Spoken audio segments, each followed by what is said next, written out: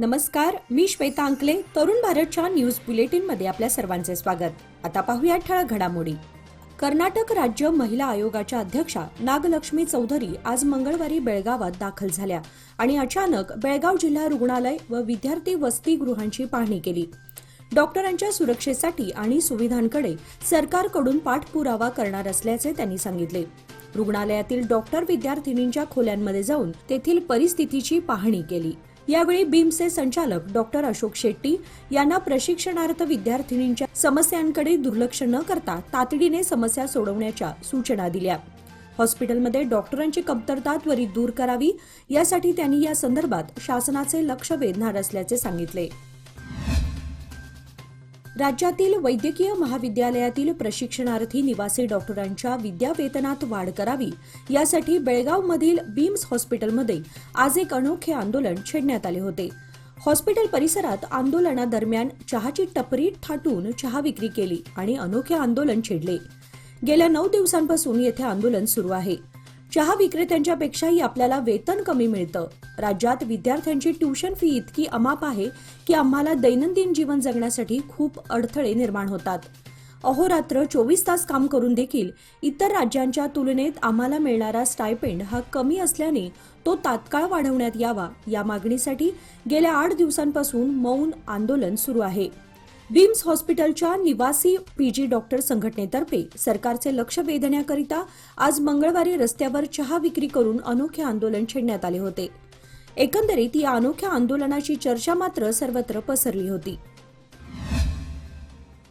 बांगलादेशातील हिंदूंवर झालेल्या अत्याचार आणि कोलकाता येथील डॉक्टर महिलेवर बलात्कार खून प्रकरण तसेच तेथील गुन्हेगारांना कठोर शिक्षा करण्यात यावी अशी मागणी करून श्री शिव प्रतिष्ठान हिंदुस्थान यांच्या वतीने मोर्चा काढून जिल्हाधिकाऱ्यांना निवेदन देण्यात आले. जिल्हाधिकाऱ्यांच्या सहाय्यकांनी निवेदनाचा स्वीकार करून योग्य ती कार्यवाही करण्याचे आश्वासन दिले. यावेळी जिल्हाध्यक्ष किरण गावडे यांच्यासह श्री शिव प्रतिष्ठान हिंदुस्थानचे अन्य पदाधिकारी व कार्यकर्ते मोठ्या संख्येने उपस्थित होते. बेळगावमधून काम आटोपून दुचाकीवरून गावाकडे परत जाणाऱ्या माजी ग्रामपंचायत सदस्याचा सोमवारी दुपारी रस्त्यात अडवून थरारक खून करण्यात आल्याची घटना घडली आहे. 2 बुरखाधारी हल्लेखोरांनी विळ्या कोयत्याने मानेवर वार करून हा खून केला. दुपारी 2:30च्या सुमारास कर्ले बहादरवाडी रोडवर हा प्रकार घडला. खुनाचं कारण अद्याप स्पष्ट झालेलं नाही. घटनास्थळी वरिष्ठ अधिकाऱ्यांनी भेट देऊन तातडीने तपासाचे आदेश दिले आहेत. मोहन गिड्डू तळवार वय 45 असे मृताचे नाव आहे.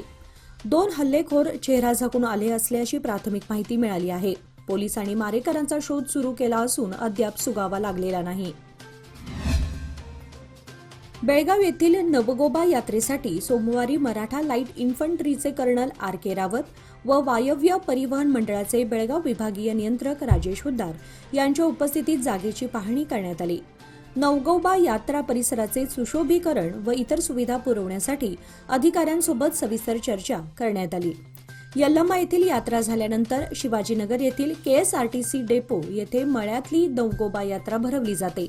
परंतु मागील काही वर्षात यात्रेसाठी निश्चित जागा उपलब्ध नसल्याने भाविकांची गैरसोय होत होती.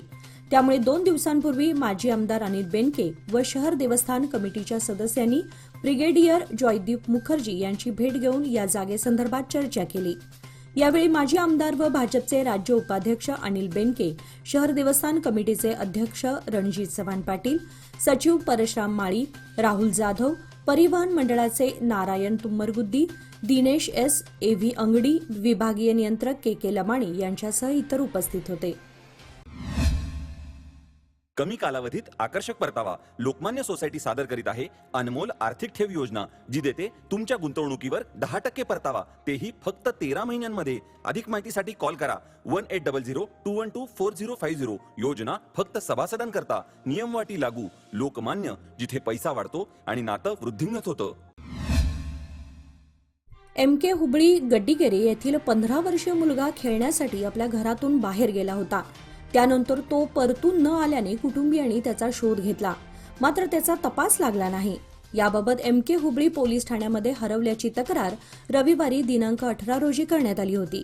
त्यानंतर सोमवारी गावातील तलावात त्याचा मृतदेह आढळून आला.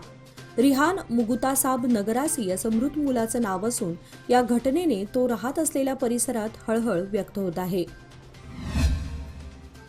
राज्यात झिका विषाणूची बाधा झाल्याची 9 प्रकरणे आढळली आहेत. मात्र जनतेने भीती बाळगण्याची परिस्थिती निर्माण झालेली नाही. मंकीपॉक्स झिका विषाणूविषयी अधिक खबरदारी बाळगण्याची सूचना अधिकाऱ्यांना देण्यात आली आहे. विदेशात मंकीपॉक्सचे रुग्ण आढळून येत असल्याने केंद्र सरकारच्या सूचनेनुसार विमानतळांवर अधिक दक्षता घेतली जात आहे, अशी माहिती आरोग्यमंत्री दिनेश गुंडूराव यांनी दिली.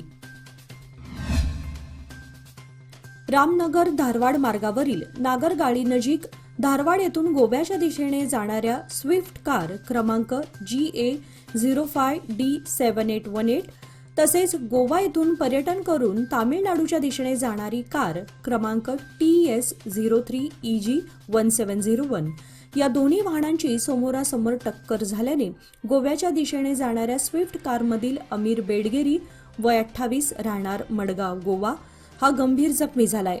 त्याला रामनगर सरकारी हॉस्पिटलमध्ये दाखल करण्यात आला आहे, परंतु त्याचा मृत्यू झाला. तर गोवा येथून पर्यटन करून जाणाऱ्या 3 प्रवाशांमधील राजशेखर रेड्डी वय 24 राहणार कित्तूर तामिळनाडू हाही जखमी झाल्याने त्याच्यावर उपचार करण्यात येत आहेत. अमीर बेडगेरी याचा मृतदेह रामनगर सरकारी हॉस्पिटलच्या शवागृहात ठेवण्यात आला आहे. सदर घटनेची नोंद लोंढा पोलीस स्थानकात झाली आहे. बदलापूर येथील नामांकित शाळेमध्ये शिकणाऱ्या 2 चिमुकल्यांवर लैंगिक अत्याचार झाल्याची घटना समोर आली आहे. त्यामुळे आता सर्वत्र संतापाची लाट उसळली आहे. मंगळवारी बदलापूर बंदची हाक देण्यात आली.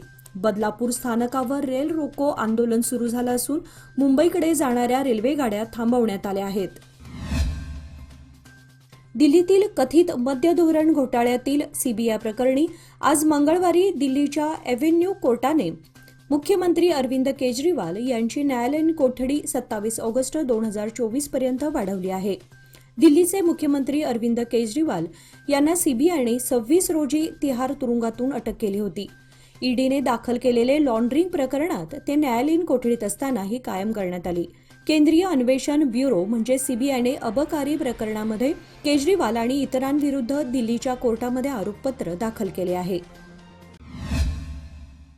उज्ज्वल भविष्याच्या गुंतवणुकीची सुरुवात लोकमान्य सोसायटी सादर करीत आहे. मान्सून ठेव योजना जी देते तुमच्या गुंतवणुकीवर 10.25% परतावा, तेही फक्त 500 दिवसांमध्ये. अधिक माहितीसाठी कॉल करा 1800-212-4050. योजना फक्त सभासदांकरता. नियम वाटी लागू. लोकमान्य, जिथे पैसा वाढतो आणि नातं वृद्धिंगत होतं.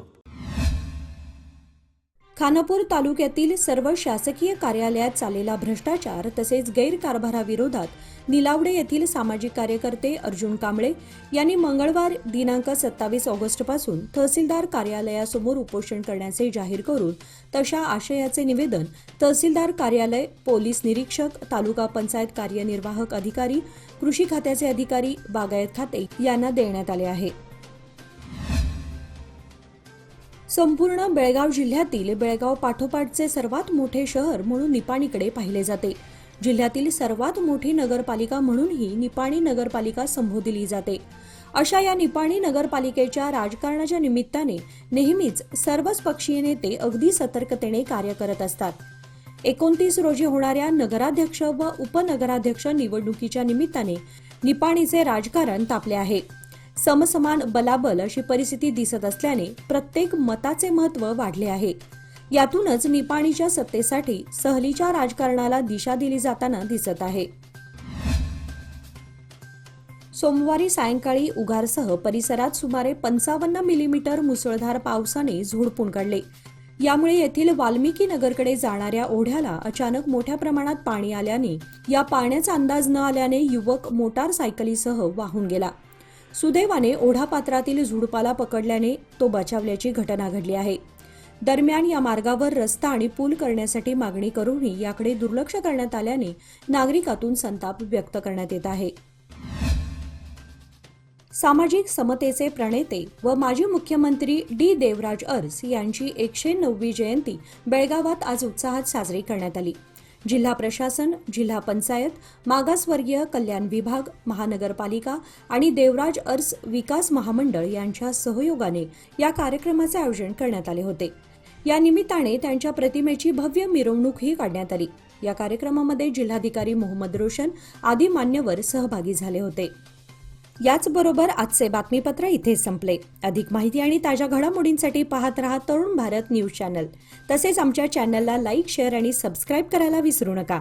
आणि विश्वासार्ह बातम्यांसाठी दररोज वाचा दैनिक तरुण भारत. धन्यवाद.